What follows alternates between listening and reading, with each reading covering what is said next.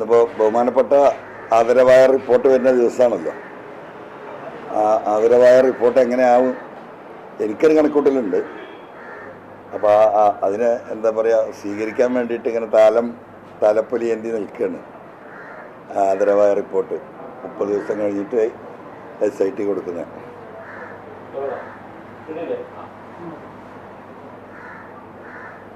ഒരു വാർത്ത വന്നുകൊണ്ടിരിക്കുന്നുണ്ട്. ഈ PR ഏജൻസി കൊടുത്തു എന്ന് പറയുന്ന അധികമായി എഴുതിച്ചേർത്ത ഭാഗമുണ്ടല്ലോ, മലപ്പുറം അതുപോലെ തന്നെ ദേശദ്രോഹ പ്രവർത്തനങ്ങൾക്ക് ഉപയോഗിച്ചു എന്ന് പറഞ്ഞത്, അത് ഹിന്ദുവിന് PR ഏജൻസി എഴുതി നൽകി വരുമ്പോൾ ഇത് മുഖ്യമന്ത്രിയുടെ ഓഫീസിൽ നിന്നാണെന്നാണ് പറഞ്ഞു വരുന്നത്. അത് മുഖ്യമന്ത്രിയുടെ തന്നെ ഓഫീസിലെ 2 പ്രമുഖ വ്യക്തികളാണ് ആ വിവരങ്ങൾ PR ഏജൻസി കൈമാറിയെന്ന് വരുന്നുണ്ട്. അത് നിങ്ങൾക്ക് എപ്പോഴും സംശയമില്ല, എനിക്കതിനൊരു സംശയമില്ല. ഞാൻ പറയുന്നത് എന്തിനാണ് ഈ PR ഏജൻസിയുടെയും ഹിന്ദുവിൻ്റെയും ആ പറഞ്ഞ സ്റ്റേറ്റ്മെൻറ്റ് അതിൻ്റെ മുമ്പ് അദ്ദേഹം പറഞ്ഞിട്ടുള്ളതാണോ? എന്നെ പരിപൂർണമായും തള്ളിക്കൊണ്ട് ഞാൻ ഈ പ്രവർത്തകനാണ് എന്ന് പറഞ്ഞ് അദ്ദേഹം ആ ഡേറ്റ് ഓർക്കുന്നില്ല. ആ പത്രസമ്മേളനത്തിൽ വളരെ കൃത്യമായി അദ്ദേഹം പറയുന്നുണ്ട്, മലപ്പുറത്താണ് ഈ 121 കിലോ പിടിച്ചത്, ഈ 127 കേസ് പിടിച്ചത് എന്ന് അന്നേ വ്യക്തമാക്കുന്നുണ്ട്. ഇത് രാജ്യദ്രോഹ പ്രവർത്തികൾക്കാണ് പോകുന്നത് എന്ന് അദ്ദേഹം അന്ന് കേരളീയ സമൂഹത്തോട് ഓപ്പണായിട്ട് പറഞ്ഞതാണ്. അത് കഴിഞ്ഞിട്ടല്ലേ ഈ പറയുന്ന ഹിന്ദുവിനൊക്കെ അതേ സ്റ്റേറ്റ്മെന്റ് കൊടുത്തത്. അത് അദ്ദേഹത്തിന്റെ നിലപാടായതുകൊണ്ടല്ലേ ഇപ്പം ഈ മുഖ്യമന്ത്രിയുടെ ഓഫീസിൽ നിന്ന് ആണിത് എഴുതി കൊടുത്തതെന്ന് കെൻസ ഈ PR ഏജൻസി പറയുന്നുണ്ടെങ്കിൽ അതിൽ വലിയ കാര്യമൊന്നുമില്ല. അത് തന്നെ ഉറപ്പുള്ള കാര്യമല്ലേ? അത് ഉറപ്പില്ല. ഇപ്പം ഇതൊരു ചർച്ച ചെയ്യപ്പോൾ അതൊരു നാടകമാക്കി മാറ്റുന്നത് ആരാ? മുഖ്യമന്ത്രിയുടെ ഓഫീസ് തന്നെയാണ്. അതിന് നിങ്ങൾ ചോദിച്ച ചോദ്യങ്ങൾക്ക് വല്ല ഉത്തരവും കിട്ടിയോ? മാത്രമല്ല, ഇത്രയും വലിയൊരു പ്രതിസന്ധി ഈ വിഷയത്തിലുണ്ടായിട്ട് ഇത് സത്യസന്ധമാണെങ്കിൽ എന്താണ് ആ ഏജൻസിക്കെതിരെയോ അല്ലെങ്കിൽ ഹിന്ദു പത്രത്തിനെതിരെയോ പരാതി കൊടുക്കാൻ, നിയമ നടപടി സ്വീകരിക്കാൻ ഈ ഗവൺമെന്റ് തയ്യാറാകാത്തത്? എന്തുകൊണ്ടാണ് ആ റെക്കോർഡ് ഇപ്പോൾ CMന്റെ PRDയുടെ കയ്യിൽ ആ റെക്കോർഡുണ്ടല്ലോ, അദ്ദേഹം കൊടുത്ത ഇന്റർവ്യൂവിന്റെ ആ റെക്കോർഡ് എന്താ പുറത്തുവിടാത്തത്? മൂന്നാമത്തെ കാര്യം, രാവിലെ 5 മണിക്ക് അച്ചടിച്ചിറങ്ങിയ പത്രം ഇന്ത്യ രാജ്യം മുഴുവൻ എല്ലാവരുടെയും കൈകളിലെത്തി. അന്ന് രാത്രി മുതിരക്കുളത്ത് വെച്ച് ഞാൻ ഈ പത്രം ഉയർത്തിപ്പിടിച്ച് ചോദ്യം ഉയർത്തി. അതും കഴിഞ്ഞ് പിറ്റേ ദിവസവും ഏകദേശം ഉച്ചയോട് കൂടിയിട്ടാണ് ഇങ്ങനെ ഒരു അബദ്ധം പറ്റിയതായിട്ട് CMOയിൽ നിന്ന് പറയുന്നത്. ഇതൊക്കെ നാടകം. വെറുതെ നമ്മളതിനെ ചർച്ച ചെയ്ത് സമയം കളയേണ്ട കാര്യമില്ല. കേരളത്തിലെ സാധാരണക്കാരായ അത്യാവശ്യം എഴുത്തും വായന അറിയുന്ന കോമൺ സെൻസിലെ എല്ലാ മനുഷ്യർക്കും ഇത് മനസ്സിലായിട്ടുണ്ട്. മാത്രമല്ല 21-ാം തീയതിയാണ് മുഖ്യമന്ത്രി ആദ്യമായിട്ട് സ്വർണ്ണക്കത്ത് പറയുന്നത്. ഇവിടെ 29-ാം തീയതി ഹിന്ദുവിന് കൊടുക്കുന്ന അഭിമുഖത്തിലാണ് ഇത്തരത്തിൽ മലപ്പുറം എന്നുള്ള ദേശവിരുദ്ധ പ്രവർത്തനം എന്നുള്ള വാക്കുകൾ ഉൾപ്പെടുന്നത്. എന്നാൽ 13-ാം തീയതി തന്നെ, സെപ്റ്റംബർ 13-ന് തന്നെ കേസൻ എന്ന് പറയുന്ന PR ഏജൻസി പല പത്രങ്ങൾക്കും അയച്ചു കൊടുത്ത പ്രസ് റിലീസിലും ഇതേ കാര്യങ്ങൾ വരുന്നുണ്ട്. നിരോധിത സംഘടനകൾക്ക് വേണ്ടിയാണ് ഈ ഹവാല പണം ഉപയോഗിക്കുന്നതടക്കമുള്ള പരാമർശങ്ങളും അതിലുണ്ട്. അപ്പൊ അതിന്റെ പിന്നിൽ ഈ മുഖ്യമന്ത്രി ഓഫീസ് തന്നെയാണെന്നാണ് പറയുന്നത്. അല്ല, മുഖ്യമന്ത്രിയുടെ ഓഫീസല്ലാതെ പ്രതിപക്ഷ നേതാവിൻ്റെ ഓഫീസ് ഈ വിഷയത്തിൽ ഇടപെടേണ്ട വല്ല കാര്യമുണ്ടോ? ഇത് പൂർണ്ണമായിട്ടും മുഖ്യമന്ത്രിയും ആ ഓഫീസുമായി ബന്ധപ്പെട്ട കാര്യങ്ങളല്ലേ. അതിലിപ്പോൾ വേറെ പാർട്ടി ഒന്നും ഇടപെടില്ലല്ലോ, ഒരു തേർഡ് പാർട്ടി. അപ്പോൾ ഇതിൻ്റെ എല്ലാ ഉത്തരവാദിത്വം അവർക്ക് തന്നെയല്ലേ. ഒരു ജില്ലയെയും ഒരു മലബാറിനെയും പൂർണ്ണമായി ക്രിമിനലുകൾ എന്ന് പറയുമ്പോൾ ബഹുമാനപ്പെട്ട മുഖ്യമന്ത്രി മനസ്സിലാക്കേണ്ട ഒരു കാര്യമുണ്ട്. ഇനി ഇത് ഉദ്ദേശിക്കുന്ന ഒരു ന്യൂനപക്ഷ സമുദായത്തെ മാത്രമാണെങ്കിൽ, അതല്ലാത്ത ഇഷ്ടം പോലെ ആളുകൾ, ലക്ഷക്കണക്കിന് ആളുകൾ ഈ ജില്ലയിലില്ലേ. അപ്പോൾ ഒരു ജില്ലയെ പരിപൂർണമായിട്ട് അപലവൽക്കരിക്കുകയല്ലേ അദ്ദേഹം ഉദ്ദേശിക്കുന്നത്. ഒരു സമുദായത്തെയാണെങ്കിൽ അതിൻ്റെ ആഫ്റ്റർ എഫക്റ്റ് എന്താണ്? മലപ്പുറം ജില്ല എന്ന് പറഞ്ഞാൽ ഇവിടെ മാപ്പിളാർ മാത്രമേ ഉള്ളൂ. ഇവിടെ എല്ലാ ജനവിഭാഗവും ഇല്ലേ, അവർക്കൊക്കെ ഇത് ബാധിക്കൂലേ? അപ്പോൾ അത് മുഖ്യമന്ത്രി മാപ്പ് പറയുകയാണ് വേണ്ടത്. യഥാർത്ഥത്തിൽ അദ്ദേഹം ഇതിൽ നിന്ന് ഒഴിയണം, ഈ ഉത്തരവാദിത്വത്തിൽ നിന്ന് ഒഴിയണം എന്ന് ആവർത്തിച്ച് പറഞ്ഞു. ഇനിയിപ്പോൾ അതിനും സാധിക്കുന്നില്ലെങ്കിൽ അദ്ദേഹം ഈ പറഞ്ഞതുപോലെ ഒരു മാപ്പെങ്കിലും ഈ പറയുന്ന മാപ്പിളാരെ മാറ്റി നിർത്തും.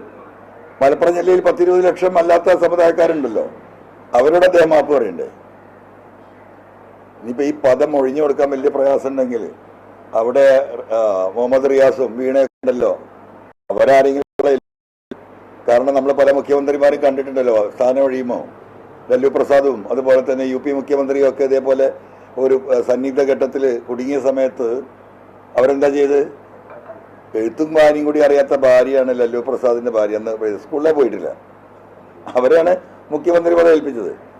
പക്ഷെ വീണക്കൊക്കെ അത്യാവശ്യം നല്ല വിവരവും എഡ്യൂക്കേഷനൊക്കെ ഉണ്ടല്ലോ, അവരെ ഏൽപ്പിക്കട്ടെ.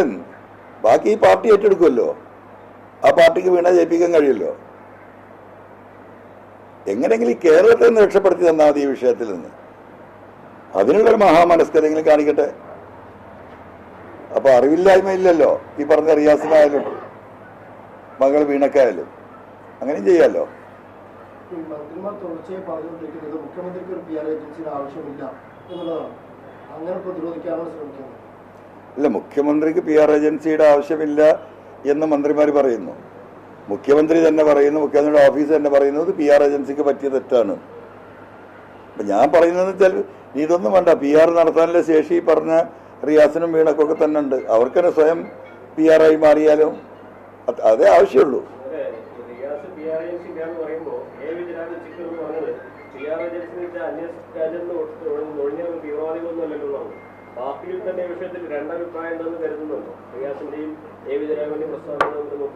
പാർട്ടിയിൽ ഈ വിഷയത്തിൽ 40 അഭിപ്രായം ഉണ്ടാവും, അല്ല ഒരു തർക്കമില്ല.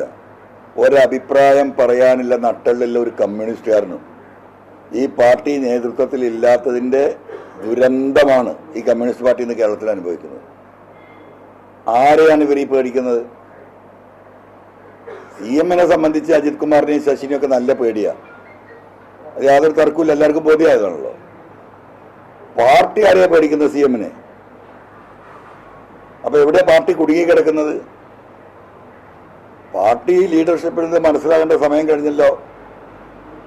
ഈ അങ്ങാടിയിൽ ചുമടെടുക്കുന്ന CITU തൊഴിലാളിക്കും, ഈ അങ്ങാടിയിൽ ഓട്ടോറിക്ഷ ഓടിക്കുന്ന CITU തൊഴിലാളിക്കും, ഈ രാജ്യത്തെ മലമുകളിൽ കൃഷി ചെയ്യുന്ന കമ്മ്യൂണിസ്റ്റ് എന്താ പറയുക കർഷകർക്കും, ഈ നാട്ടിലെ വിദ്യാർത്ഥികൾക്കും, ഇതൊന്നുമല്ലാത്ത കേരളത്തിലെ പൊതുസമൂഹത്തിന് ഈ കാര്യങ്ങളൊക്കെ ബോധ്യപ്പെട്ടിട്ടുണ്ട്.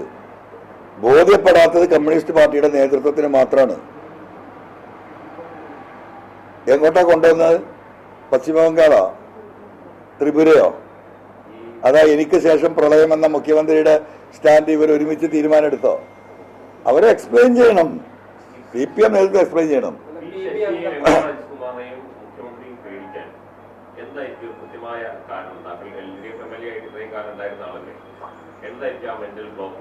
അല്ല, ഞാനൊരു തിരിച്ചൊരു ചോദ്യം ചോദിക്കട്ടെ, എന്താ ഈ സ്വർണ്ണക്കള്ളക്കടത്ത് അന്വേഷിച്ചിട്ട് എവിടെയാ എത്താത്തത്?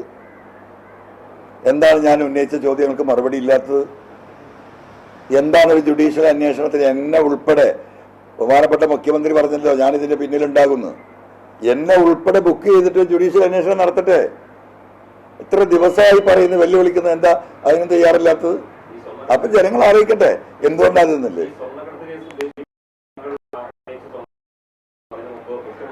അല്ലല്ലല്ല, ഞാനിപ്പോ ഈ നടന്ന കഴിഞ്ഞ 3 വർഷത്തിനിടയ്ക്ക് സുജിത് ദാസ് ജില്ലാ പോലീസ് സൂപ്രണ്ടായതിനു ശേഷം കരിപ്പൂർ എയർപോർട്ട് വഴി സുജിത് ദാസും ഈ പറയുന്ന ADGP അജിത് കുമാറും P ശശിയും കൂടി ഒരു നെക്സസായി നിന്നുകൊണ്ട്, ഒരു നെറ്റ്വർക്കായി നിന്നുകൊണ്ട് അവിടെ അതുവഴി കടത്തിക്കൊണ്ടുവന്ന സ്വർണത്തിൽ നിന്ന് കളവ് നടത്തിയതും ഗ്രീൻ ചാനൽ വഴി ഇവരുടെ നിർദ്ദേശപ്രകാരം ഡയറക്റ്റായിട്ട് ഈ പറയുന്ന ദുബായിലെ സ്വർണ്ണക്കടത്തുകാരുമായി ധാരണയുണ്ടാക്കി ഫ്രീ ആയിട്ട് ഗ്രീൻ ചാനൽ വഴി കടത്തിയിട്ട സ്വർണ്ണക്കള്ളക്കടത്തുമായി ബന്ധപ്പെട്ട വിഷയമാണ് ഞാൻ പറയുന്നത്.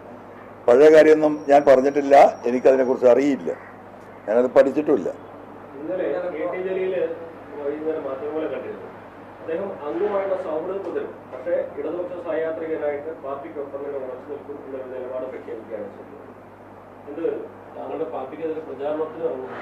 അത്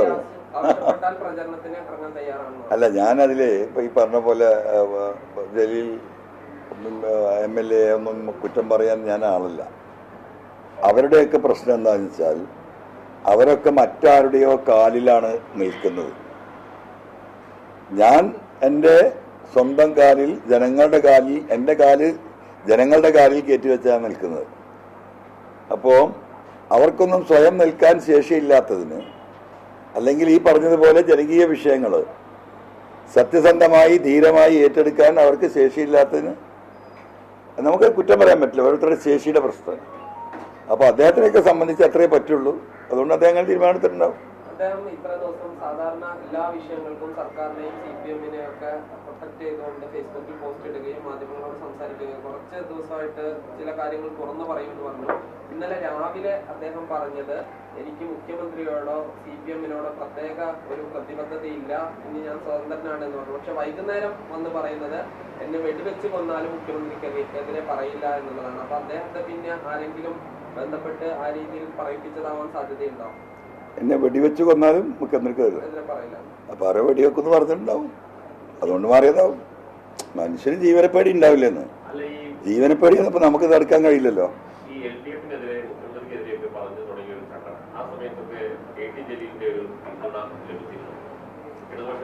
ഇതെന്താ അറിയോ മാഷേ, നമ്മൾ ഇത് ആവർത്തിച്ച് പറയുമ്പോൾ നിങ്ങൾക്ക് മനസ്സിലായി. ഞാൻ ഈ വിഷയത്തിൽ ഈ ഭൂമിയിൽ ജനിച്ചു വീണ ഒരു മനുഷ്യൻ്റെയും പിന്തുണ ഞാൻ തേടിയിട്ടില്ല, ഒരു മനുഷ്യൻ്റെയും. ഞാൻ ഈ വിഷയം കേരളത്തിലെ സഖാക്കളുടെ ഇടയിലേക്കും കേരളത്തിലെ പൊതുസമൂഹത്തിൻ്റെ ഇടയിലേക്കുമാണ് ഞാൻ ഉയർത്തിയത്. ഇന്നും ഞാൻ ആ വിഷയത്തിൽ, അതിൽ നമ്മളെ സഹായിക്കുന്നവരാരാ? സാധാരണക്കാരായ മിഡിൽ ക്ലാസ്സായ മനുഷ്യരാണ്. ഇവിടെ എൻ്റെ യോഗങ്ങളിലേക്ക് വരാൻ നിലമ്പൂരിൽ അതിൻ്റെ ഇരട്ടി ആളുകൾ ഉണ്ടാവുമായിരുന്നു. പക്ഷെ അതിലേക്ക് ആളുകൾക്ക് വരാൻ കഴിയില്ല. കാരണം അവർ റേഷൻ കാർഡ് പുതുക്കാൻ നിൽക്കുകയാണ്, അവർ ഈ ലൈഫ് പദ്ധതിയിൽ ഒരു വീട് കിട്ടാൻ നിൽക്കുകയാണ്, കുട്ടികൾക്ക് എന്തെങ്കിലും ജീവിതത്തിൽ വിദ്യാഭ്യാസ സഹായം കിട്ടാൻ കാത്തിരിക്കുകയാണ്. വേറെ സർക്കാരിൽ നിന്ന് എന്തെങ്കിലും ഇവരെയൊക്കെ കണ്ണുരുട്ടി ഇവർ പേടിപ്പിച്ചുകൊണ്ടേയിരിക്കുകയാണ്. ഇവർക്കൊന്നും ആ മറ കടന്ന് വരാനുള്ള ശേഷി ഈ സാധുക്കൾക്കില്ല. പലരോടും ഞാൻ പറഞ്ഞാൽ നിങ്ങൾ വരണ്ടെന്നാ. ഈ ഒരു ജാഥയിൽ വന്നിട്ട് അല്ലെങ്കിൽ ഒരു സമ്മേളനത്തിൽ വന്നിട്ട് അവർക്ക് കിട്ടാവുന്ന ഒരു വീട് പോയാൽ ഞാൻ എത്രാക്ക് വീട് ഉണ്ടാക്കി കൊടുക്കും? എത്രാക്ക് എനിക്ക് റേഷൻ കാർഡ് ഉണ്ടാക്കി കൊടുക്കാൻ സാധിക്കും? നമ്മൾ അവർക്ക് റേഷൻ കാർഡ് ഉണ്ടാവാനും വീടുണ്ടാവാനും അവർക്ക് സമാധാനമായി വീട്ടിൽ കിടന്നുറങ്ങാനുമുള്ള പോരാട്ടമാണ്. അപ്പോൾ ആ പോരാട്ടത്തിൽ ഞാൻ മുന്നോട്ട് പോകുമ്പോൾ എൻ്റെ കൂടെ വന്ന് ഇവർക്ക് ഇത് നഷ്ടപ്പെടുന്ന സാഹചര്യം ഉണ്ടാവും എന്ന് മനസ്സിലാക്കിയോട് അവരോട് വരണ്ടെന്ന് ഞാൻ പറയുന്നു.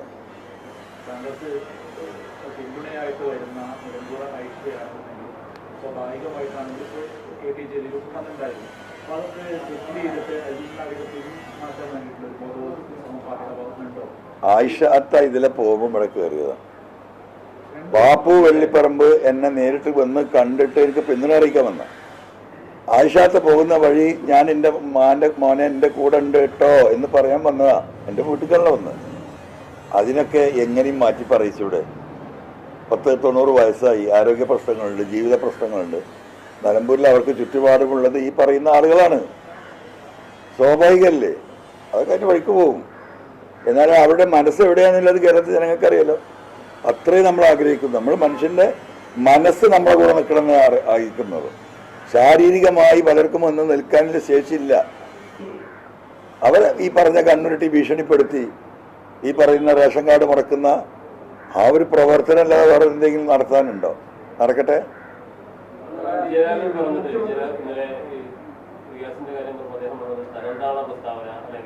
നിലവാരമില്ലാത്ത ചോദ്യങ്ങൾക്ക് എന്നോട് മറുപടി പറയുന്നത് അത് അത്രമാത്രം നിലവാരമില്ലാത്ത പ്രസ്താവനയായിട്ടാണ് ജനങ്ങൾ കാണുന്നത്. ഏത് പ്രസ്താവന? ആവശ്യമെങ്കിൽ റിയാസിനെ മുഖ്യമന്ത്രിയാക്കിയിട്ടെങ്കിലും മുഖ്യമന്ത്രി പിണറായി റിയാട്ടെ അതിലേക്ക് കൊണ്ടുവന്ന് ഇഷ്ടപ്പെട്ടിട്ടില്ല. ഒപ്പര ഇല്ലെങ്കിലും ഒരു സാധു മനുഷ്യനാണ്, സൗമ്യനായുള്ളൊരു മനുഷ്യനാണ്. അപ്പോൾ ഇതൊരു സൗമ്യതക്കുറവ് തോന്നിയിട്ടുണ്ട് അവൻ്റെ പറച്ചിൽ. അങ്ങനെ കണ്ടാൽ മതി. അത് മുഖ്യമന്ത്രിയുടെ ഓഫീസിൽ നിന്നും ഇപ്പൊ ഇങ്ങനെ ഈ PR ഏജൻസിക്ക് കത്ത് പോയി, ഇല്ലെങ്കിൽ തിരുത്താൻ ആവശ്യമില്ല, അധികം ചേർക്കാനുള്ള ഇതൊക്കെ മുഖ്യമന്ത്രിയുടെ അറിവോടുകൂടി പോയി എന്നാണതോ മുഖ്യമന്ത്രി ഓഫീസിലെ ചില ആളുകൾ ഇങ്ങനെ ചെയ്യുന്നതെന്നാണ് താങ്കൾ വിചാരിക്കുന്നത്? അല്ല, രണ്ട് ഉത്തരവാണ് എന്നുള്ളത്. മുഖ്യമന്ത്രിയുടെ അറിവോടെ പോയിട്ടില്ലായിരുന്നെങ്കിൽ മുഖ്യമന്ത്രിയുടെ സ്റ്റാഫിന്റെ പേരിൽ എന്താ അദ്ദേഹം നടപടി എടുക്കായിരുന്നു? ഇത് ചെറിയ കാര്യമല്ലല്ലോ.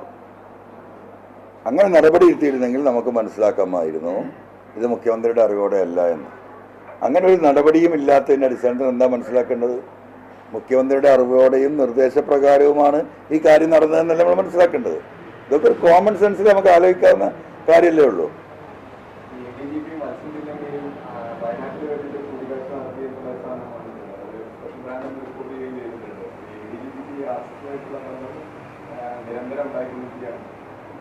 എൻ്റെ പൊന്നു സഹോദര, നമ്മളിപ്പോൾ ആകെ ചർച്ച ചെയ്യുന്നപ്പോൾ 2 പ്രാവശ്യം കണ്ട കാര്യമാണ്. ഇപ്പോൾ നിങ്ങളിപ്പോൾ സൂചിപ്പിക്കുന്ന 3ാമത്തെ തവണ കണ്ടു, വയനാട്ടിൽ വെച്ച് RSS ലീഡർഷിപ്പായിട്ട് കണ്ടുന്ന. ഇത് സ്ഥിരമായി കണ്ടുകൊണ്ടിരിക്കുന്നതാണ്. ഇതിപ്പോൾ ഈ പറഞ്ഞതുപോലെ രാത്രിയൊക്കെ ഒളിച്ചും പാത്തും പോകുമ്പോഴാണ് ഇത് ചർച്ചയാവുന്നത്. ഇവർ ഡൽഹിയിൽ നിന്നും ഇതര സംസ്ഥാനങ്ങളിൽ നിന്നൊക്കെ സ്ഥിരമായി കണ്ടുകൊണ്ടിരിക്കുകയും സംസാരിക്കുകയും ചർച്ച ചെയ്യുകയും അതിൻ്റെ ഭാഗമായിട്ടുള്ള പൊളിറ്റിക്സ് കേരളത്തിൽ ഇംപ്ലിമെൻ്റ് ചെയ്യുകയും ചെയ്തതിൻ്റെ ഭാഗം തന്നെയല്ലേ ഇപ്പോൾ ഈ തൃശ്ശൂർ പൂരം അടക്കം ഇവിടെ കലങ്ങിയത്. അപ്പോൾ അതൊരു വലിയ സംഭവമൊന്നുമല്ല. സ്പീക്കർ എന്താ പറഞ്ഞത്? RSS അത്ര മോശപ്പെട്ട സംഘടനയൊന്നുമല്ല, ഇന്ത്യയിലെ ഏറ്റവും മഹത്തായ സംഘടനയാണ്. ആ മഹത്തായ സംഘടനയുടെ നേതാക്കളോട് പോയി ADGP കണ്ടതിൽ എന്താ അത്ഭുതം എന്ന് ചോദിച്ചാണ്. അതിന് ഉത്തരം കണ്ണൂരിലെ സഖാക്കൾ കൊടുക്കും ഈ പാർട്ടിക്ക്. അത് നടക്കുന്നത്. എനിക്ക് വരുന്ന ഫോൺ മെസ്സേജുകൾ, ഇത്രയും രക്തസാക്ഷികൾ ഈ പാർട്ടിക്ക് അവരുടെ ജീവിതം ത്യജിക്കേണ്ടി വേണ്ടത് ഈ വർഗീയ ശക്തികളുമായ ഏറ്റുമുട്ടല്ല. ഇപ്പൊ രക്തസാക്ഷികൾക്കൊന്നും ഒരു നിലയും വിലയില്ല. അവരൊക്കെ പോയി പണി നോക്കട്ടെ. RSS ഇന്ത്യയിലെ ഏറ്റവും നല്ല മഹത്തായ സംഘടനയായി എന്ന് സ്പീക്കർ മാത്രമല്ലല്ലോ, അദ്ദേഹം പാർട്ടിയുടെ ഉത്തരവാദിത്തപ്പെട്ട നേതാവ് കൂടിയല്ലേ. അത് കണ്ണൂരിലെ ജനങ്ങള്, കേരളത്തിൽ ഇതിന് വിധേയമായിട്ടുള്ള കേരളത്തിൽ അങ്ങോളം ഇങ്ങോളമുള്ള കമ്മ്യൂണിസ്റ്റ് പ്രവർത്തകർ ആലോചിച്ചോട്ടെന്ന്. ഗോവിന്ദ മാഷ് തന്നെ പലതവണ പറഞ്ഞിട്ടുണ്ട്, ADGP RSS നേതാക്കളെ കണ്ടാൽ ഞങ്ങൾ എന്ത് ചെയ്യാനായിരുന്നു. അതൊരു നിസ്സഹായാവസ്ഥയാണോ? അല്ല, അവർക്ക് ചായ വാങ്ങി കൊടുത്ത പോരെ. ആളെ വിളിച്ചിട്ട് ബാബാ നീ അവിടെ പോയി കണ്ടൂലേ, ഒരു ചായ നല്ല വടിയും വാങ്ങിക്കൊടുക്കുക പാർട്ടി ഓഫീസിന്. അവരഭിവാദ്യം ചെയ്യുക, അതാണ് ചെയ്യേണ്ടത്. അതപ്പോൾ പാർട്ടി ചെയ്തുകൊണ്ടിരിക്കുന്നു. ഈ പറയുന്ന RSSകാരെയും മറ്റു വർഗീയവാദികളെയൊക്കെ കണ്ട് സംഭാഷണം നടത്തുന്നവരെ അഭിവാദ്യം ചെയ്യുന്നു കമ്മ്യൂണിസ്റ്റ് മാർക്സിസ്റ്റ് പാർട്ടി കേരളത്തിൽ. അതല്ലേ ചെയ്യുന്നത്. അപ്പോൾ അഭിവാദ്യം ചെയ്തിട്ട് മുഖ്യമന്ത്രി സ്ഥാനം ഒഴിയുകയാണെങ്കിൽ അത് വീണയ്ക്കോ അല്ലെങ്കിൽ ബിയാസിനോ കൊടുക്കണമെന്നാണ്. അങ്ങനെയല്ല, അങ്ങനെ കൊടുത്തിട്ടെങ്കിൽ അദ്ദേഹം ഒഴിയണം എന്നാ പറഞ്ഞത്. അദ്ദേഹം കൊടുത്തിട്ട് ഒഴിയാനല്ല പറഞ്ഞത്, അത് തിരുത്തണം. ഇനിയിപ്പോ ഒരു നിവൃത്തിയില്ല. എന്നാൽ പാർട്ടിക്കാർക്കും കൈമാറാൻ അദ്ദേഹത്തിന് വിശ്വാസമില്ല. ഈ സമൂഹത്തിൽ എന്താ പറയാ, അദ്ദേഹം ഇങ്ങനെ ഓരോ ഈ നാടിന്റെ വികസനം ഇങ്ങനെ കൺകുളിർമയിൽ കണ്ടുകൊണ്ടിരിക്കുകയല്ലോ. അദ്ദേഹം ഇനി ആ സ്ഥാനത്ത് നിന്ന് മാറുമുണ്ടാകുന്ന പ്രയാസം, നാടിന് വരാൻ പോകുന്ന നഷ്ടത്തിൽ അദ്ദേഹത്തിന് ബേജാറുണ്ടെങ്കിൽ അദ്ദേഹം മകൾക്കോ മരുമകനോ കൈമാറട്ടെ എന്നാ പറഞ്ഞത്.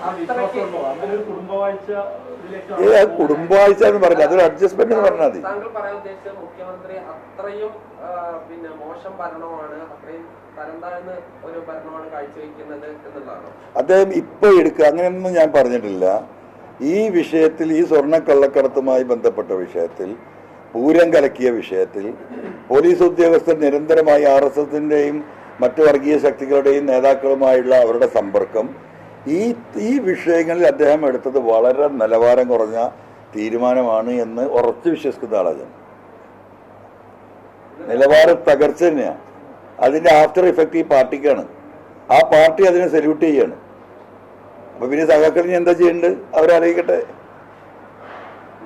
വിജയരാഘവൻ പറഞ്ഞത് ഈ PR ഏജൻസിയുമായിട്ട് ബന്ധപ്പെട്ട് മുഖ്യമന്ത്രി എല്ലാം വ്യക്തമാക്കി, അതോടുകൂടി എല്ലാം അവസാനിച്ചതാണ്, ഇനി ചോദ്യങ്ങൾക്കൊന്നും പ്രസക്തിയില്ല എന്നുള്ളതാണ്. അപ്പൊ സ്വാഭാവികമായിട്ട് നമ്മൾ അദ്ദേഹത്തോട് ചോദിച്ചു, രാത്രി ചാനൽ ചർച്ചകളിലൊക്കെ വന്നിരുന്ന് ഓരോ ആളുകൾ ഇവരെ മുഖ്യമന്ത്രി പറഞ്ഞത് ശരിയായി ന്യായീകരിച്ചു എന്നുള്ളതാണ്. ഈ സമയം നോക്കിയൊന്നും പറയാൻ കഴിയില്ല എന്നുള്ളതാണ് അദ്ദേഹം പറയുന്നത്. അദ്ദേഹത്തെ പോലത്തെ ഒരു സാധുവിന് അതേ പറയാൻ കഴിയുള്ളൂ. അദ്ദേഹത്തിന് ഇതൊക്കെ മനസ്സിലായിട്ടുണ്ടല്ലോ. എന്ത് ചെയ്യാനാന്ന് ഇവർക്കൊക്കെ എന്താണ് ഈ പറയാനുള്ള നിവൃത്തികേട് എന്ന് കേരളത്തിലെ സഖാക്കൾ ചോദിക്കാൻ തുടങ്ങി. ആ നിവൃത്തികേടിന്റെ ഭാഗമായിട്ടുള്ള സ്റ്റേറ്റ്മെന്റ് ആണ്.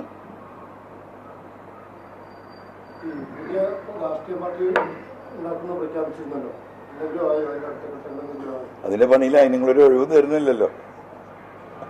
ഞായറാഴ്ച നമ്മളതിന്റെ ബേസിക് ആയിട്ടുള്ള കാര്യങ്ങൾ, നമ്മൾ ഈ പാർട്ടിയെ കൊണ്ട് എന്ത് ഉദ്ദേശിക്കുന്നു എന്നുള്ള അതിൻ്റെ പൊതുവായിട്ടുള്ള നമ്മുടെ ഒരു പൊളിറ്റിക്കൽ എന്താ പറയുക, നമ്മളൊരു സ്ട്രാറ്റജി പബ്ലിക്കുമായി നമ്മൾ അത് ഡിസ്കസ് ചെയ്യും. അതിൽ ജനങ്ങളിലേക്ക് നമ്മളത് വിടും. അതിനുശേഷം ജനങ്ങൾക്ക് നമ്മുടെ ആ പൊളിറ്റിക്കൽ സ്ട്രാറ്റജിയിൽ മറ്റ് അഭിപ്രായങ്ങളുണ്ടെങ്കിൽ ആ അഭിപ്രായം നമ്മൾ പരിഗണിക്കും. തിരുത്തേണ്ടതുണ്ടെങ്കിൽ എന്തെങ്കിലും തിരുത്തും. അങ്ങനെ ഒരു പൊതുജനാഭിപ്രായത്തിൻ്റെ ഭാഗമായിട്ടായിരിക്കും പാർട്ടിയുടെ ഫൈനൽ പൊളിറ്റിക്കൽ സ്ട്രാറ്റജി നമ്മൾ തീരുമാനിക്കുകയും അത് ഡിക്ലെയർ ചെയ്യുകയും അത് എന്താ പറയുക സീൽ ചെയ്യുകയും ചെയ്യാം.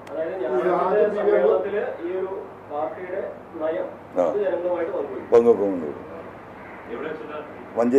മഞ്ചേരി ജസീല ജംഗ്ഷനിൽ. അത് ഈ ഒരു അവസരം ഉപയോഗപ്പെടുത്തുകയാണ് കേരളത്തിലെ എല്ലാ നല്ലവരുടെ മനുഷ്യരും.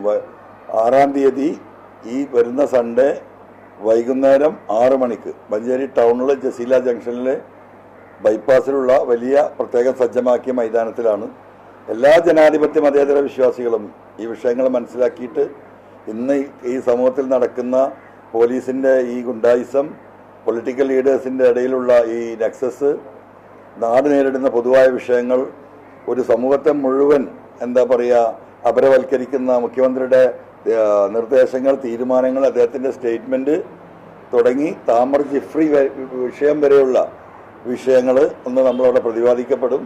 അതുകൊണ്ട് ജനങ്ങൾ ഇതുമായി സഹകരിക്കണമെന്ന് അഭ്യർത്ഥിക്കുക. ജനങ്ങളൊരു പാർട്ടിയായി മാറുകയാണെങ്കിൽ അതിന് പിന്നിൽ താൻ ഉണ്ടാകുമെന്നതാണ്. പിന്നീട് കഴിഞ്ഞ ദിവസം MLA തന്നെ ഒരു രാഷ്ട്രീയ പാർട്ടി പ്രഖ്യാപനം നടത്തി. ജനങ്ങളിൽ നിന്നും അഭിപ്രായ രൂപീകരണം സ്വരൂപിച്ചതിന് ശേഷമാണ് ഈ പാർട്ടി പ്രഖ്യാപനം നടത്തിയത്. അത് സ്വയം തീരുമാനിച്ചത്. അതായത് കഴിഞ്ഞ ഒരു CM-ന്റെ എന്നെ തള്ളിക്കൊണ്ട് എന്നെ കള്ളനാക്കിക്കൊണ്ടുള്ള സ്റ്റേറ്റ്മെന്റിന് ശേഷമാണല്ലോ പുറത്തേക്ക് വരേണ്ടി വരുമെന്നുള്ള തീരുമാനം ഉണ്ടാകും. അന്ന് തൊട്ടുള്ള നമ്മുടെ ആലോചനയും കമ്മ്യൂണിക്കേഷനുമാണ്. നിങ്ങളടക്കമുള്ളവർ പറഞ്ഞിരുന്നത് നമ്മൾ ഏതെങ്കിലും ഒരു രാഷ്ട്രീയ പാർട്ടിയിൽ പോകും. CPM ലീഡർഷിപ്പ് പ്രചരിപ്പിച്ചിരുന്നത് നമ്മൾ ലീഗിലോ കോൺഗ്രസിലോ പോകും. അപ്പം ആ ഒരു സാഹചര്യം ഇവിടെ ചർച്ച ചെയ്യപ്പെട്ടുകൊണ്ടിരിക്കുകയാണ്. അപ്പം നിലമ്പൂരിലെ സമ്മേളനത്തിൽ ഞാൻ പറഞ്ഞു, ജനങ്ങളൊരു പാർട്ടിയായി മാറുകയാണെങ്കിൽ ഞാനതിൽ അണിയായി നിൽക്കും. അതിൽ നിന്നും ഒരു വ്യത്യാസമില്ല.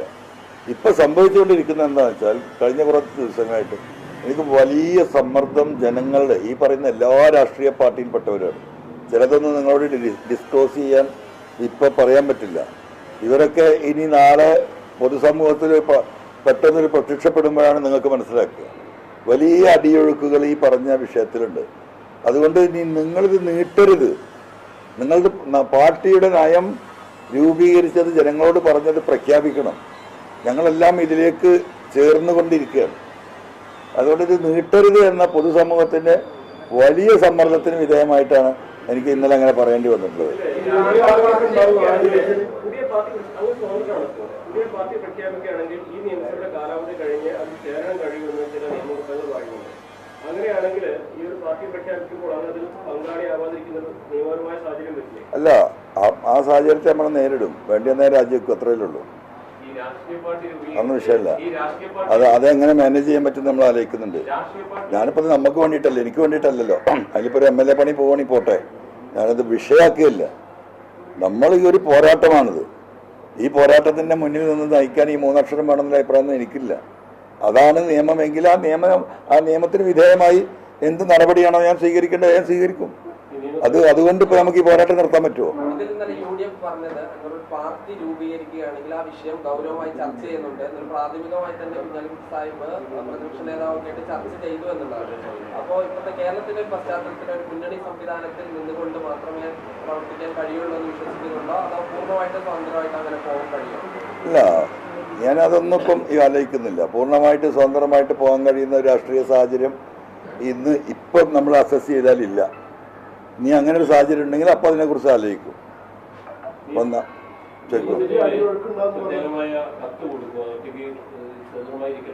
ഞാൻ എൻ്റെ കസാല എവിടെയാണ് പോയിരിക്കും. സ്പീക്കർ അവിടെ ഇരിക്കണോ കത്തുന്ന എവിടെ ഇരിക്കാൻ പറഞ്ഞാൽ അവിടെ ഇരിക്കും. ഞാൻ കത്തൊന്നും കൊടുക്കുന്നില്ല.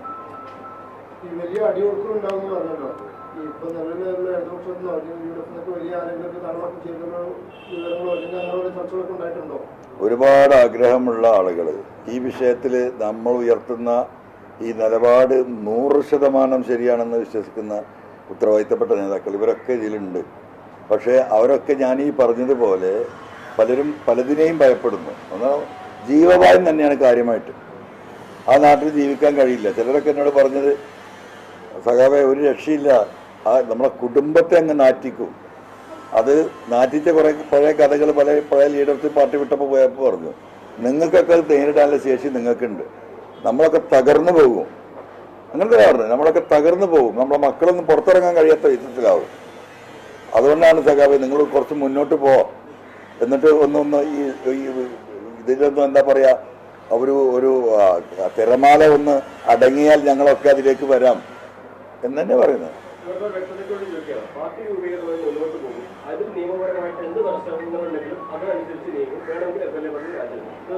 അതെ, അത്രേ ഉള്ളൂ.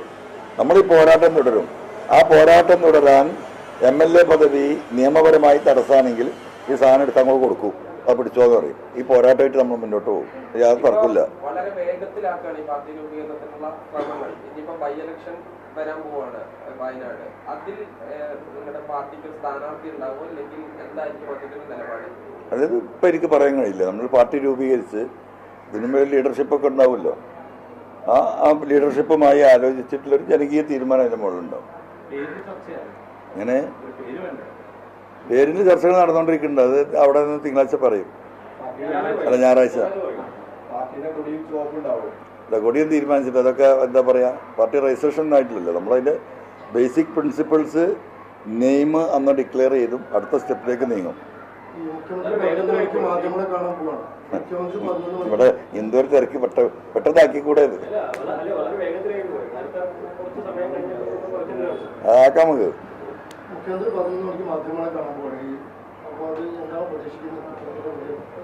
ചിലപ്പോൾ രാജ്യമൊക്കെ ആയിരിക്കും, നല്ല സാധ്യത അല്ലെങ്കിൽ അങ്ങനെയൊക്കെ ആവാം. ഒരു രാഷ്ട്രീയ പാർട്ടി മുമ്പോട്ട് പോകാന്ന് പറഞ്ഞാല് അത് പോവുക വലിയ വെല്ലുവിളിയാണ്. അത് മനസ്സിലാക്കി വേണ്ടത്ര ചർച്ച നടന്നിട്ടില്ലേ? എൻ്റെ പൊന്നുമാഷേ, ഒരു 15 വയസ്സ് കഴിഞ്ഞതിന് ശേഷം നമ്മൾ തിരക്കെതിരെ നീന്തിയിട്ടുള്ളത്. ഒരു തിരമാല എവിടെയും സോഫ്റ്റായിട്ട് കൊണ്ടേ തന്നെ ലാൻഡ് ചെയ്യിച്ചിട്ടില്ല. നമ്മുടെ ജീവിതാനുഭവങ്ങൾ എൻ്റെ പിതാവിൻ്റെ അടുത്താലും വല്യപ്പാൻ്റെ അടുത്താലൊക്കെ തന്നെ അത് ഒഴുക്കിനെതിരെ എന്നും നമ്മൾ നീന്തിയിട്ടുള്ളൂ. എന്നിട്ടാണ് കര പറ്റിയിട്ടുള്ളത്. ഈ പറയുന്നതിൽ വസ്തുത ഉണ്ടെന്ന് അറിയാതെ ഒന്നുമല്ലേ പറയുന്നത്. അപ്പോൾ നമ്മൾ ഒരു വിഷയം ഏറ്റെടുക്കുമ്പോൾ അതിൻ്റെ എല്ലാ റിസ്ക്കും ഉണ്ടാവും. റിസ്ക് ആലോചിച്ചാൽ നമുക്കൊരു ഇഞ്ച് മുന്നോട്ട് പോകാൻ കഴിയില്ല. മഹേഷ് ഇപ്പോൾ ഈ പത്രസമ്മേളനം കഴിഞ്ഞ് ഇവിടുന്ന് ഇറങ്ങുമ്പോൾ 3 സ്റ്റെപ്പ് അവിടെ ഇറങ്ങണം. ആ സ്റ്റെപ്പ് വഴുക്കിയാൽ നമ്മൾ വീഴും. നിങ്ങളവിടെ ഇങ്ങനെ നിന്നിട്ട് ഇത് വഴുക്കുമെന്ന് വിചാരിച്ചാൽ നിങ്ങൾക്ക് ഇറങ്ങാൻ പറ്റില്ല. വഴുക്കുമെന്ന് വിചാരിച്ച് നിങ്ങൾക്ക് ഇറങ്ങാൻ പറ്റില്ല. ഇനി വഴുക്കുമെന്ന് വിചാരിച്ച് നിങ്ങൾ ഇറങ്ങിയാലോ നിങ്ങൾ വഴുക്കി വീഴും ചെയ്യും. ഒന്നും സംഭവിക്കില്ല എന്ന് വിചാരിച്ച് നിങ്ങൾ ഇറങ്ങിയാൽ നിങ്ങൾ സുഖമായിട്ട് സ്മൂത്തായിട്ട് ഇറങ്ങിപ്പോവും. അപ്പം നമ്മളൊരു പ്രതിസന്ധി വരുമ്പോൾ അത് ക്രോസ് ചെയ്യും. No problem, we will face it എന്നില്ല ആ സ്ട്രാറ്റജിയിൽ നമ്മൾ മുന്നോട്ട് പോകും. അതുകൊണ്ട് എനിക്ക് അതിലൊന്നും യാതൊരു പേടിയില്ല. ഇപ്പം പലരും പറയുന്നുണ്ട് ഗൗരിയമ്മ പാർട്ടി ഉണ്ടാക്കി അത് പൊളിഞ്ഞു പോയി, പിന്നെ വീരാഘവൻ പാർട്ടി ഉണ്ടാക്കി അത് പൊളിഞ്ഞു പോയി, കെ കരുണാകരൻ പാർട്ടി ഉണ്ടാക്കി അത് പൊളിഞ്ഞു വയ്ക്കല്ല. ഇത് ഓരോന്നും നോക്കിയാൽ MP രാഘവൻ പാർട്ടി ഉണ്ടാക്കി കമ്മ്യൂണിസ്റ്റ് പാർട്ടിൻ്റെ ഒരു വക്ക് ചെത്താനാണ് നോക്കിയത്. അത് കുറേ ചെത്തി പിന്നെ അങ്ങോട്ട് ഒട്ടി, അത് പോയി. അപ്പോൾ അവർക്കൊക്കെ ഉണ്ടായിരുന്ന സ്ട്രാറ്റജി എന്തായിരുന്നു? ഒരു പാർട്ടി ഉണ്ടാക്കാൻ നേതാവാ, അതിൻ്റെ മന്ത്രിയാവാം, അതുതന്നെയായിരുന്നു. ഗൗരിയമ്മയെ സംബന്ധിച്ച് ഒരു പക്ഷേ അങ്ങനെ പറയാൻ പറ്റില്ലെങ്കിലും ആത്യന്തികമായിട്ട് അങ്ങനെ തന്നെയായിരുന്നു. DSCയെ സംബന്ധിച്ച് എന്തായിരുന്നു? ഉപമുഖ്യമന്ത്രിയിലാണ് ആന്റണി ഇവരൊക്കെ ചവിട്ടി പുറത്താക്കി. ഞാനുണ്ടായിരുന്നല്ലോ ഇത്. എന്തായിരുന്നു DSCയുടെ തീരുമാനം? DIC അവസാനമായി സഖാവ് VS LDFിലെ എൻട്രി സ്റ്റോപ്പ് ചെയ്തപ്പോൾ രാവിലെ 9 മണി തൊട്ട് വൈകുന്നേരം 6 മണി വരെ സംസ്ഥാന കമ്മിറ്റിയും ജില്ലാ പ്രസിഡന്റുമാരും ജില്ലയിലെ സീനിയർ ലീഡേഴ്സും തിരുവനന്തപുരത്ത് ശ്രീ കെ കരുണാകരൻ്റെ ഒപ്പം ഇരുന്ന് കെ മുരളീധരൻ്റെ സാന്നിധ്യത്തിൽ വൈകുന്നേരം വരെ ചർച്ച ചെയ്ത് എന്താ തീരുമാനം എടുത്ത് മനുഷ്യന് ഓർമ്മയുണ്ടോ? 140 സീറ്റിൽ മത്സരിക്കാൻ DSC തീരുമാനിച്ചു. എൻ്റെ അടുത്ത് തന്നൊരു ഫിയറ്റ് കാറാ. അപ്പോൾ ഇത് പിരിഞ്ഞിട്ട് ഞങ്ങൾ 1-2 MP മുഹമ്മദും സദാശിവേട്ടനൊക്കെ എൻ്റെ കാറിൽ കയറി ഞങ്ങൾ പോന്നു. സെയ്ദ് മുഹമ്മദ് തങ്ങളാ പ്രസിഡന്റ്. അദ്ദേഹം ട്രെയിനിലാണ് പോകുന്നത്. അദ്ദേഹം പൊന്നാനി ഇറങ്ങി രാവിലെ 7:30 മണിക്കുണ്ട് ഫോണ്, മറ്റേ ഫോണാ, നിങ്ങൾ കറേ എന്നാണ് ബെല്ലടിക്കുക. ഞാൻ വന്ന് കയറിയുള്ളൂ. അപ്പോൾ വാപ്പ ഫോൺ എടുത്തിട്ട് പറഞ്ഞു എന്നല്ല തങ്ങൾ വിളിക്കുന്നത്. ഞാൻ എടുത്തപ്പോൾ തങ്ങളെന്താ പറഞ്ഞ് തീരുമാനം എന്താ 140 മത്സരിക്കുക. കെ മുരളീധരൻ കൊടുവള്ളി കോൺഗ്രസിൻ്റെ സ്ഥാനാർത്ഥിയായിട്ട് മത്സരിക്കുന്നു. അങ്ങനെ DSC പൊളിഞ്ഞു. ഇതൊക്കെ ചൂണ്ടിക്കാണിച്ചിട്ട് ആണ് ഇപ്പോൾ ആളുകളെ നമ്മളെ ബേജാറാക്കുന്നത്. എനിക്ക് അങ്ങനത്തെ ഒരു ബേജാറും ഇല്ല. നമ്മൾ നാളെ മന്ത്രിയാകാനോ നാളെ ആണെങ്കിൽ ഇപ്പം ഇതിൽ തന്നെ നിന്നോട്ട് സുഖമായിട്ട് പോയിട്ട് എന്തുവാണെങ്കിലും ആവാലോ. അപ്പോൾ അതിലൊന്നും ഒരു പ്രയാസം കാണും. നമ്മൾ ജനങ്ങളുടെ മനസ്സും അവരുടെ താല്പര്യവും അവരുടെ ആവശ്യവും കുറേ പുതിയ ആളുകൾ വരട്ടെന്ന്. ഈ ADGP അജിത്കുമാറിനെ മാറ്റണം എന്നുള്ള ആവശ്യം നിരന്തരമായി CPI ഉന്നയിക്കുന്നുണ്ടായിരുന്നു.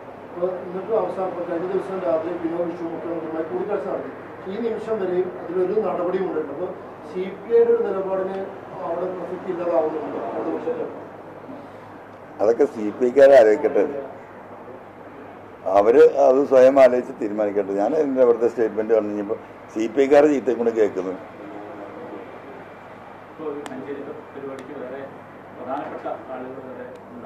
പ്രധാനപ്പെട്ട ഒരുപാട് ആളുകളുണ്ട്. അത് ഈ നാടിൻ്റെ 4 ഭാഗത്തുനിന്ന് വരുന്ന സാധാരണക്കാരായ തൊഴിലാളികൾ, ഓട്ടോറിക്ഷ തൊഴിലാളികൾ, ചമട്ട തൊഴിലാളികൾ, പ്രവാസികൾ, അങ്ങനത്തെ ഈ നാടിൻ്റെ ഏറ്റവും പ്രധാനപ്പെട്ട ആളുകളായിട്ട് ഞാൻ മനസ്സിലാക്കുന്ന അവരാണ്. ഈ നാടിനെ നിലനിർത്തുന്നവർ അവരൊക്കെ ഉണ്ടാവും. പാർട്ടിയിൽ രാഷ്ട്രീയ സാംസ്കാരിക പ്രവർത്തകർ അങ്ങനെ ആരെങ്കിലും സംസാരിക്കാനോ ഉണ്ടാവുമോ? അതോ ആരെയും ബുദ്ധിമുട്ടാക്കാൻ നമ്മൾ ഉദ്ദേശിക്കില്ല. ഞാൻ പറഞ്ഞല്ലോ 10-25 പഞ്ചായത്ത് ഇവിടെ മാറിയുന്നു. ഇപ്പം നിങ്ങൾ എഴുതി വെച്ചോ 43-ലെത്തി നിൽക്കണം. നമുക്ക് കാണാമെന്ന് 1 by 1 we'll see it. പിന്നെ ഇതായി കഴിഞ്ഞാൽ പാർട്ടി രൂപീകരിച്ചു കഴിഞ്ഞാൽ പിന്നെ ആ പാർട്ടിയുടെ ഒരു ഭരണം എല്ലാം വളരെ പ്രധാനപ്പെട്ടാണ്. സ്വാഭാവികമായിട്ട് താങ്കളെ പിന്തുണയ്ക്കുന്ന ആളുകൾ ഈ CPM-ന്റെ പാനലിൽ മത്സരിച്ച ആളുകൾ രാജിവെക്കാൻ തയ്യാറാകുമോ ഈ തദ്ദേശ സ്ഥാപനങ്ങളിൽ? ഒരാളും രാജിവെക്കാതെ ഒരാളുടെയും സ്ഥാനം നഷ്ടപ്പെടാതെ തന്നെ ഇതിനൊക്കെ നമ്മൾ അട്ടിമറിക്കുന്നു. നിയമപരമായിട്ട് തന്നെ ഈ പറഞ്ഞ രാഷ്ട്രീയ ഭരണമാറ്റം വരും. കഴിഞ്ഞ ദിവസം നിലമ്പൂരിൽ നടത്തിയ വാർത്താസമ്മേളനത്തിൽ അവർ ഒരു ആരോപണം പറഞ്ഞത് PV അൻവർ ഇടയ്ക്കിടയ്ക്ക് വാർത്താ സമ്മേളനത്തിൽ കുടുംബമഹിമ പറയുന്നത്, കുടുംബമഹിമ സംബന്ധിച്ച് ചില കാര്യങ്ങൾ തങ്ങളുടെ കയ്യിലുണ്ട്. അത് ഇനി കുടുംബമഹിമ ഇടയ്ക്കിടയ്ക്ക് പറഞ്ഞാൽ പലതും ഞങ്ങൾ വെളിപ്പെടുത്തും. അത്തരത്തിലേക്കൊരു കുടുംബ പ്രശ്നങ്ങളിലേക്ക് പറയുന്നതുകൊണ്ടല്ല ഏറ്റുമുട്ടുക. അപ്പോൾ അവരവരെ കുടുംബമഹിമ പറയട്ടെ. ഇനിയിപ്പോൾ എന്തൊക്കെ ദോഷം പറയുന്നില്ലല്ലോ, പറയട്ടെ. അപ്പം നമുക്ക് കാണാം. മുഖ്യമന്ത്രിക്ക് ലക്ഷക്കണക്കിനുള്ള ശമ്പളമാകുന്ന PR ഉദ്യോഗസ്ഥരും പ്രസ് സെക്രട്ടറിയും ഒക്കെ ഉണ്ട്. അതിനപ്പുറത്തേക്ക് ഒരു സ്വകാര്യ PR ഏജൻസിയെ ആശ്രയിക്കേണ്ടി വരുന്നുണ്ട്. ആ CM-ന്റെ ഓഫീസായിട്ട് ഉത്തരം പറയണ്ട. എന്തിനാ ഇവിടെ ഒരു PR? ഇത്രയും കമ്മ്യൂണിസ്റ്റുകാരും എഴുത്തുകാരും സാംസ്കാരിക നായകന്മാരും കഴിവും ശേഷിയും പ്രാപ്തിയുള്ളൊരു PRD ഡിപ്പാർട്ട്മെന്റിൽ തന്നെ എത്ര ആൾ ശമ്പളം വാങ്ങുന്നുണ്ട്? അവർക്ക് പിന്നെ എന്താ പണി? ഈ PR ചെയ്യാനല്ലേ അവർക്ക് ശമ്പളം കൊടുക്കുന്നത്. പിന്നെ അതിൻ്റെ മുകളിൽ വേറെ സാധനം വേണോ?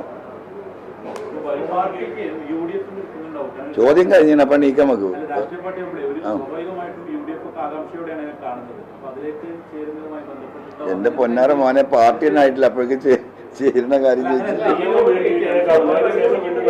എങ്ങനെ കാണേണ്ടതായിട്ടുണ്ടെങ്കിൽ നമുക്ക് കാണാം. എന്ത് തർക്കം? ഞാനല്ലാതെ ആരെ എനിക്ക് മറുപടി ഞാനൊരു മനുഷ്യനല്ലേ ഉള്ളൂ. ഈ മനുഷ്യന്മാരുടെ മുഴുവൻ മറുപടി നമുക്കൊരു സ്പോക്ക് പേഴ്സൺ കൂടി ഇല്ലല്ലോ. അപ്പൊ ഈ തൊണ്ട പൊട്ടിയാലും വർത്തമാനം, ഇപ്പൊ ഈ തൊണ്ട പൊട്ടിയിട്ട് വന്ന് വർത്തമാനം പറയണ എന്തിനാ?